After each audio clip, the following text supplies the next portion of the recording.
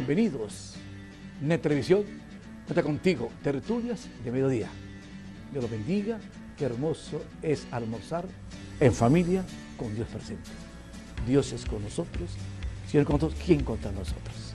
Tenemos aquí una persona muy conocida en el Vigía, abogado, República de Venezuela, profesor de la universidad, el doctor Clever Mora, con su proyecto, con su producción, sobre todo hablando sobre el municipio rural.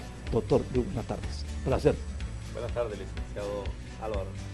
Cuénteme, doctor Clever, cuénteme de esa propuesta del municipio rural. Cómo no, es una buena investigación que nosotros, como caso específico, desarrollé en la Universidad de los Andes como profesor de la Facultad de Ciencias Jurídicas y Políticas, con la intención de profundizar acerca del desarrollo rural, en este caso específico, del municipio. Cuando nosotros hablamos de municipio, era necesario que revisáramos la historia desde el punto de vista constitucional del desarrollo del municipio en Venezuela. Y precisamente para ello tuvimos que indagar de una manera intrínseca sobre la historia constitucional. Si nosotros revisamos esta historia tan hermosa que en Venezuela se perfila desde dos escenarios, el primero es el encuentro de dos mundos, ¿verdad? Y posterior a ello, pues el nacimiento de la República. Nos damos cuenta, verificamos allí que son los cabildos, o el Cabildo de Caracas de 1810, precisamente un 19 de abril, que exige a Vicente Empara la renuncia para que surja la República, para que nazca la República. Esto quiere decir que el municipio está primero, a través de los cabildos. Perfecto. De tiempo atrás. La historia la data sí, histórica. Sí. Primero está el cabildo y luego surge la República. Y gracias al cabildo es que surge la República. Mi doctor, ¿el cabildo es diferente al Consejo Municipal? ¿A la Cámara Municipal? Es una mutación. Ya. Es consecuencia de la evolución que surge el municipio. Y precisamente eso es lo que vamos a plantear acá. Entonces, el cabildo permite el nacimiento de la República, pero es mucho tiempo posterior que nace desde el punto de vista constitucional. En 1857, en esa constitución, como un preámbulo de una de las guerras más largas que existe en la historia nuestra, como es la Guerra Federal, sí. Se prepara el escenario 2 años antes desde el punto de vista histórico y nace en esa constitución de 1857 el poder municipal en Venezuela. Doctor, hay un momento que usted, importante para que conozcan la nueva generación, sí, cómo no, en la Guerra Federal, era quitarle tanta influencia de Caracas y dársela más a los municipios. Correcto, es el enfrentamiento entre el federalismo y el centralismo. Correcto. En este caso, el federalismo se descuidó. Y en ese descuido que tuvo el federalismo, el centralismo promueve la Constitución de 1857, por eso le digo como una antesala de ese enfrentamiento. Ya existían las dos ideologías, pero como antesala de ese enfrentamiento, el centralismo genera la Constitución de 1857 y nace el poder público municipal. Pero nace el poder público municipal no con una intención descentralizadora, sino para centralizar el poder, para eliminar las provincias. Perfecto. Y que el poder municipal, desde un espacio de punto geográfico, eran los cantones, no era el municipio que hoy en día conocemos. Los cantones era la representación de esa unidad territorial del momento, que hoy en día conocemos como municipio, para que entendamos, ¿no? ¿Qué es diferente un municipio a una capital? ¿O un municipio abarca capital, pueblos, ciudades? No, el municipio es la unidad primaria que existe dentro de la geografía nacional, luego viene la región, que es el Estado. O sea, que es el Estado. Y luego el país completo. Perfecto. Entonces, el municipio es comunidad política, forma parte de esa división política territorial, pero es la expresión más cercana al ciudadano. Ya. ¿Ok? Y posterior a ello, pues, o la estructura que él tiene, están las parroquias. Porque, doctor Clever, aquí hacemos una especie de... Se habla de rural y también se habla del urbano. Y siempre vemos que el urbano es la ciudad y rural son la parte de los campos, las fincas, los fundos. Correcto, correcto. Entonces, en 1857, esa constitución elimina las provincias, el cantón está dependiendo del poder central, por eso se llama la constitución centralista, la constitución de 1857. Y en ese escenario que estamos planteando, lamentablemente el cantón, a través del gobierno local del entonces, permite una descentralización entre comillas. Mira lo contradictorio. Sí. Una descentralización entre comillas porque aun cuando elimina las provincias y depende del gobierno central, tiene la posibilidad en primer lugar de organizar la policía urbana rural. Perfecto. ¿Ok?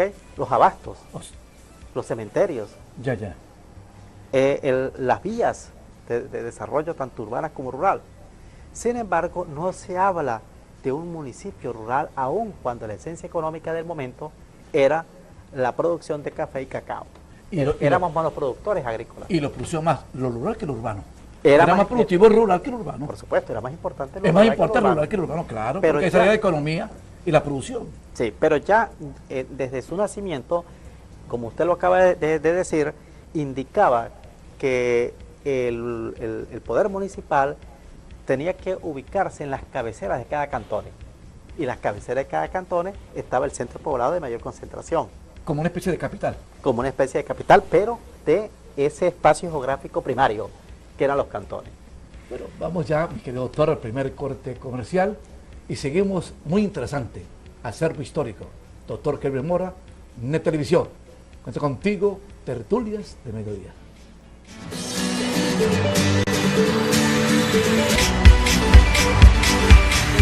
NET Televisión, cuenta contigo, tertulias de mediodía, doctor Kelvin Mora. Una historia para los televidentes del sur del lago Panamericana, el Vigía, Táchira, sur del lago, sobre esta historia nuestra.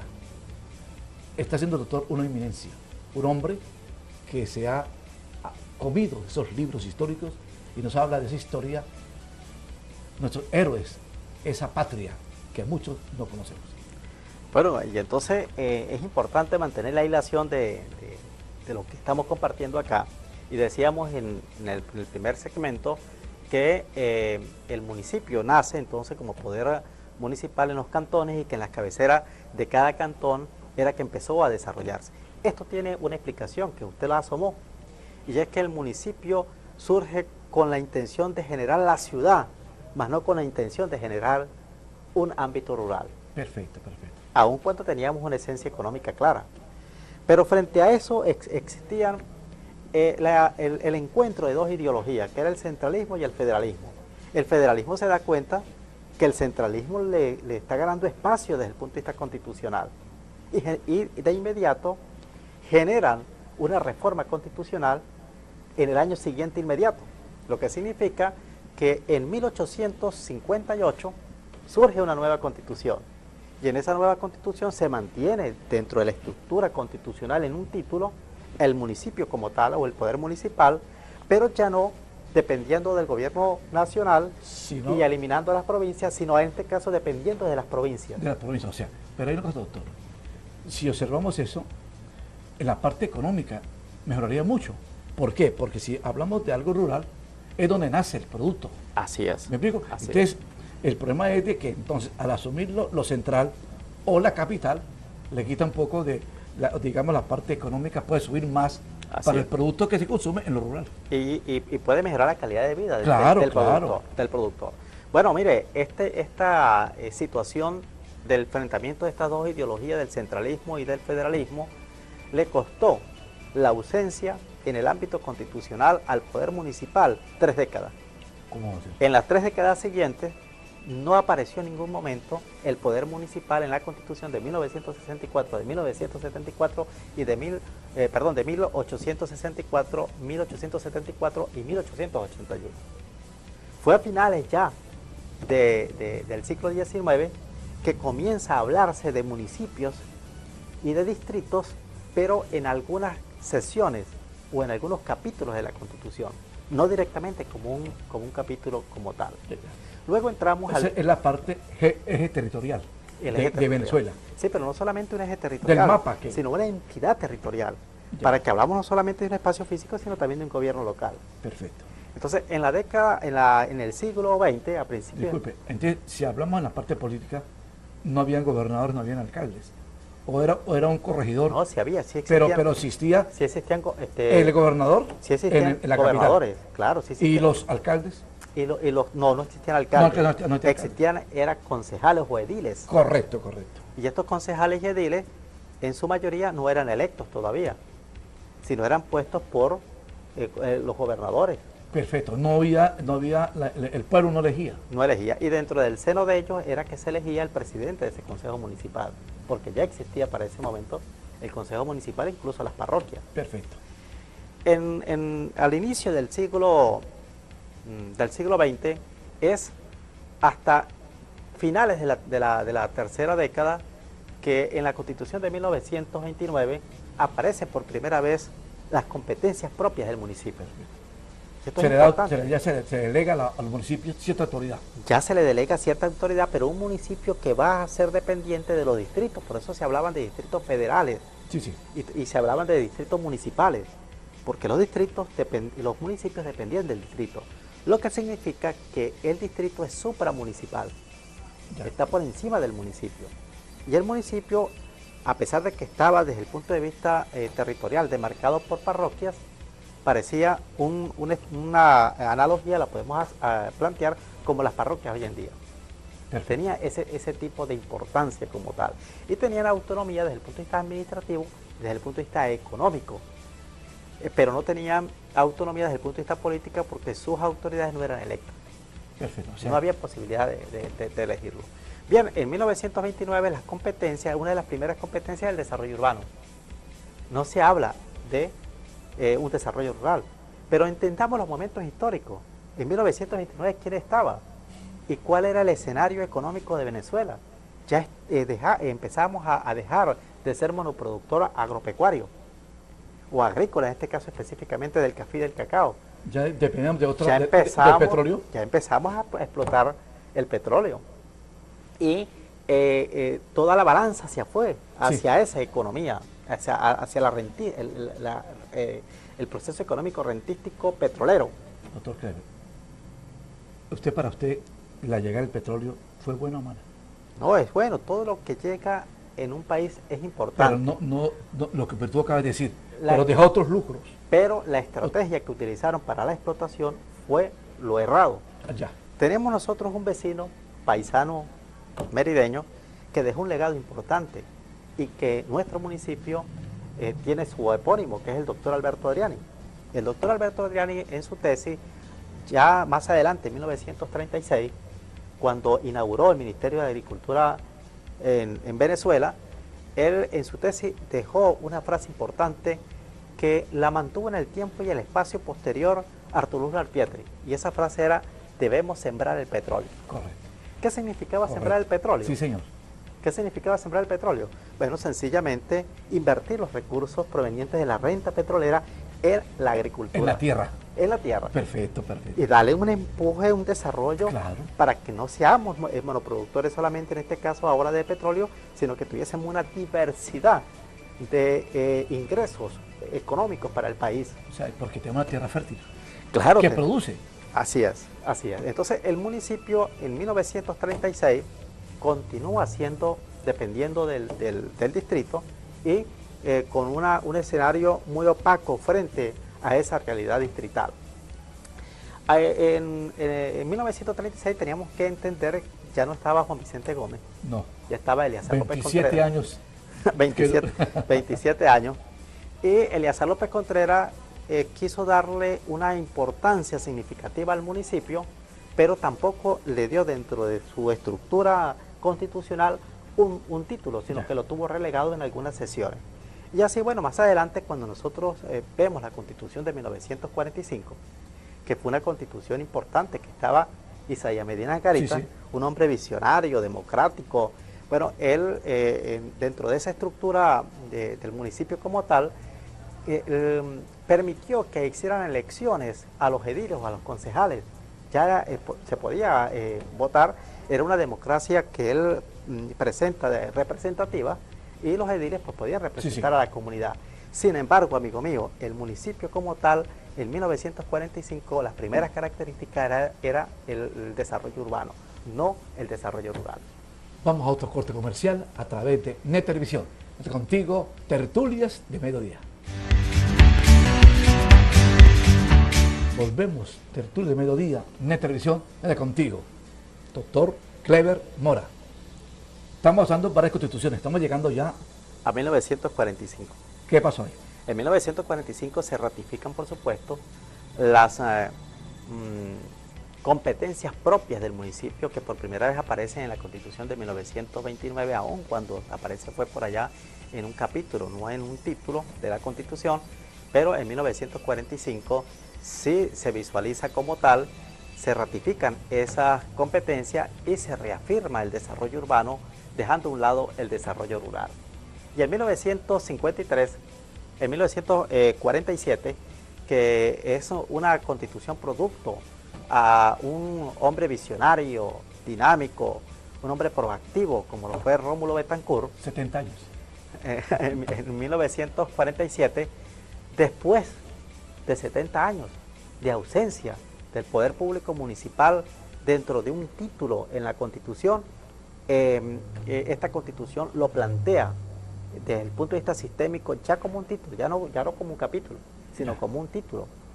Y ratifica las competencias propias del municipio desde el punto de vista del abasto, desde el punto de vista del cementerio, de las plazas, parques, es decir, los servicios públicos, el agua potable, ya se habla del aseo, una visión totalmente diferente, pero acercándose más a la ciudad. Tampoco se le da importancia al municipio rural, tampoco se le da importancia al municipio rural, sino es el municipio que va en busca de la ciudad, no de lo rural. Entonces, mire cómo poco a poco nosotros podemos entender que el desarrollo rural en Venezuela, y que la frase de Alberto Adriani, que transporta por muchos años al rural Piatra de sembrar el petróleo, no se toma en cuenta. No se toma en cuenta. Y se va olvidando el campo y vamos a tener un productor desasistido. Porque yo le digo a los estudiantes míos en la aula, ustedes revisen un pequeño y mediano productor en Europa. Vive en una casa de madera, pero higiénica, tiene tecnología. Sí, señor. Tiene la unidad de producción sistematizada. Perfecto. O sea, está organizado. Está organizado. Y el productor nuestro, lamentablemente, es sinónimo de una casa insalubre, no tiene tecnología, no hay servicios, maneja todavía el conuco, eso no puede ser.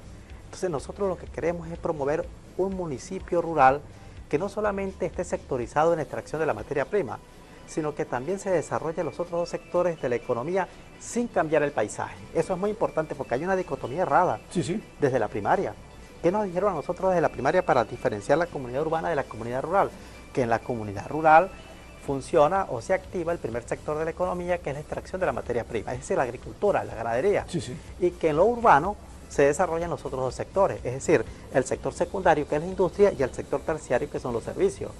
Pero en Europa no es así, en Chile, Argentina no es así, en Colombia no es así. Doctor Clever, usted dentro de esta propuesta que está haciendo, ¿qué país ha mirado? ¿Europa o Sudamérica? Yo considero, o sea, como una especie de cómo se ha desarrollado, porque si vamos a los vecinos, a Colombia. Colombia ha desarrollado más la parte productiva, su producción. O sea, en Colombia lo que se produce se come. ¿Cómo no? ¿Cómo no? Yo considero que nosotros tenemos que hacer, y tenemos una variedad de paisajes, una variedad de condiciones climáticas, somos tan privilegiados por Dios, que yo considero que tenemos que hacer una integración de diferentes ejemplos, tanto de Europa como de Latinoamérica. Por ejemplo, nosotros podemos plantear un municipio rural que, aparte de tener la extracción de la materia prima, que es el primer sector de la economía, pueda tener la industrialización, la transformación de esa materia prima en ese mismo espacio geográfico rural, y pueda tener los servicios. Entonces eso va a generar el agroturismo, el ecoturismo, la agroindustria. Yo puedo entonces, por decir algo, en el municipio Alberto Adriani, yo podría ir, por ejemplo, para Mucujepe, ir a buscar cítricos, no solamente compro los cítricos a buen precio, me tomo un jugo que allá mismo se produce. Perfecto. ¿Verdad? Hago turismo y compro otro Doctor, producto. al hablar usted, y si miramos parte de nuestro mundo, ¿usted cree que lleguemos a una tecnología que el mismo productor viva ahí mismo con la familia? Claro, esa es la idea. Que viva con la familia, o sea, y colocarle los servicios, por ejemplo, que tengan los muchachos, aquí está una buena escuela, ¿verdad? Todo cerca. Es como centralizar el municipio o el rural para que el producto salga y a la vez se beneficie el pueblo con más económico. Eso significa no sectorizar el campo. Correcto, correcto. Sino que se vea la complejidad, el enfoque sistémico. No solamente la extracción de la materia prima, sino que también tengan otras actividades que generen ingresos. Yo les voy a poner un ejemplo. Ustedes conocen el kilómetro 9. Claro. En el kilómetro 9 hay unas grandes unidades de producción. Está la familia Zambrano, a la cual les envío desde acá un gran abrazo, muy querida esa familia para mí. Allá tienen producción de ganado, en esa zona también se produce leche, Qué bueno. ¿verdad? Entonces podemos nosotros hacer una ruta turística rural Perfecto. en el kilómetro 9, donde usted dice, bueno, el sábado voy en la mañana para el kilómetro 9. Y voy entonces a comprar la carne a mejor precio porque allá hay un frigorífico que me la está dando a mejor precio. Y no tiene esa manera de que pasa de un a otro y a otro. Así el es. mismo lo va a ver. Del mismo productor, hermano, es el mismo productor. Pero además, allá puedo comprar el queso. Y puedo comprar una parrilla, porque allá hay un asador, un parque para los hijos. Eso es lo que se llama ecoturismo. Y mantienen el ambiente sin alterar el paisaje rural. Vamos a otro corte comercial y seguimos en Net Televisión. Quédate contigo, Tertulias de Mediodía. Parte final de este gran programa con un hombre que sabe cultura, que tiene un proyecto, propuesta muy interesante. A través de Net Televisión, quédate contigo, Tertulias de Mediodía. Doctor Kleber, me da una idea. Alguien me preguntó una vez que qué quería el vigía. Yo le hablé sobre innovación, un parque automotor agrícola, un parque. ¿Por qué? Usted lo acaba de decir, kilómetro 9, parte de nuestra geografía es productiva. ¿Estaría usted, por ejemplo, ahora que usted me habla de que podamos conseguir en ese parque no solamente paisajes, producción y también recreación? Sí, cómo no. El vigía, recuerde que tiene un 70% de área rural. Perfecto. Es solo un 30% que es urbana. Y que ha crecido en forma anárquica, lamentablemente, porque no hemos tenido esa visión de organizarla, de plantear un desarrollo urbano bien dinámico, proactivo, visionario. El área rural la tenemos abandonada. Tenemos la parroquia Gabriel Picón González, la parroquia Nucet Izardi, la parroquia Héctor Amable Mora, una gran parte de la parroquia Monseñor Pulido Méndez, una gran parte de la parroquia Rómulo Gallego y, por supuesto, también una gran parte de la parroquia Presidente Páez, que es lo rural. Tenemos un gran potencial. Entonces lo que tenemos que es generar en la ley, desarrollar esta propuesta. Quiero agradecerle a la Cámara Municipal, a Luis Quintero, presidente, a José Ramón Gutiérrez, vicepresidente, y a todos los concejales que presenté esta propuesta y me apoyaron. Se creó ya la comisión que va a redactar la propuesta ante la Asamblea Nacional para incluir al municipio rural en la ley. Porque, ¿qué es lo para que pasa? Que empiece a ser dentro de la Constitución. Claro, y dentro de la ley del Poder Público Municipal. Perfecto. Porque la Constitución de 1953 se casó más con el desarrollo urbano. Perfecto. Y la Constitución de 1961, a pesar de que es la que logra conceptualizar al municipio como la unidad política primaria y autónoma, también se casa con lo urbano. Tardan 17 años para que se crea la ley de régimen municipal, en 1978, después de 1961, y el primer competencia que tiene el municipio, la competencia propia, es los planes de desarrollo urbano. Doctor Kleber, ya hablando de ese municipio rural, vamos a hablar de 99 para acá. ¿Cree que el presidente Chávez y ahora Maduro, con la formación de los huertos viveros, en parte está buscando ese municipio rural? No, eso es otra cosa. ¿Es otra cosa? Eso es otra cosa, eso es sembrar dentro de la ciudad. Okay. Ya es diferente. Es una alternativa de alimentos, eso es totalmente diferente. Es solamente para buscar alimentos. Eso es para buscar alimentos y desconociendo aún más la posibilidad de generarse el municipio rural. Por ejemplo, la Constitución de 1961 lo deja por fuera, pero también la Constitución de 1999, porque como consecuencia de esa Constitución surge la Ley del Poder Público Municipal, y la Ley del Poder Público Municipal, la primera competencia que hay es el desarrollo urbano, lo que significa que ni la cuarta ni la quinta se interesaron realmente por el municipio rural en Venezuela. Eso es importante que lo tengamos claro. Sin embargo, en la década del 60, el 5 de marzo de 1961, Rómulo Betancourt plantea la reforma agraria, que fue importante, de trascendencia, pero no pensaron en el municipio rural. Ahora, ¿qué consecuencia trae que no exista el municipio rural dentro de la legislación venezolana? Bueno, que las políticas públicas de lo local, del municipio, que son políticas públicas urbanas, también se aplican esas mismas políticas en los escenarios rurales. Estamos buscando que haya una inclusión del municipio rural para que existan políticas públicas rurales específicas en esas áreas rurales y se pueda garantizar entonces no solamente la alimentación, sino el agroturismo, la agroindustria, la agroecología y un escenario importante de conservación ambiental del paisaje natural para que caminemos en un buen presente y construyamos un gran futuro. Doctor Clemente, ya la propuesta, se forma ley, se aprueba en la asamblea, es la ley. ¿Qué viene después? Una redistribución del territorio para poder demarcar los municipios rurales como tal. Para que, por ejemplo, mayor producción. Para que, por ejemplo, ahí pensaríamos, si la parroquia Gabriel Picón González con parte de la parroquia Rómulo Gallego sería un municipio rural.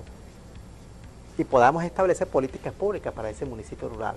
Si gran parte de la parroquia, o casi toda la parroquia Nuceta Izardi, con gran parte de la parroquia Pulido Méndez, podría establecerse un municipio rural. Y en consecuencia, la parroquia Héctor Amable Mora también podría ser un municipio rural. Entonces, una distribución de la territorialidad en Venezuela, mayor posibilidad de municipio rural y una garantía de ese artículo 305 de la Constitución Nacional que habla de la seguridad agroalimentaria. Doctor, muy agradecido, muy interesante, fabuloso. Esperamos, doctor, que usted, ese proyecto, ese acuerdo, esa propuesta, llegue a feliz término, porque en verdad eso es lo que estamos necesitando, un país productivo, que no exportemos, sino que tengamos y al contrario, importemos. Así es. Bueno, muchas gracias a usted, licenciado Álvaro, a NET Televisión y a todos los amigos que nos están viendo en estos momentos en sus hogares. Un gran abrazo y aquí está un amigo para que caminemos en un buen presente y construyamos un gran futuro. Hemos terminado el día de hoy, Semana Santa, reflexión, amor. No busquemos los excesos, manejemos bien, sin ofuscación, cuidemos la familia, cuidemos nuestro entorno, la ciudad, paz, diálogo, alegría. Cristo sea el epicentro de estas festividades y sobre todo de esta reflexión. Dios los bendiga, que el amor de Dios esté sobre cada uno de ustedes, el amor al prójimo. Haga el bien sin ver a quién. Y por favor, comportámonos. Venezuela es para Cristo, la amamos a Venezuela. Vigía es hermoso, Venezuela es hermoso. Dios los bendiga. Chao, chao.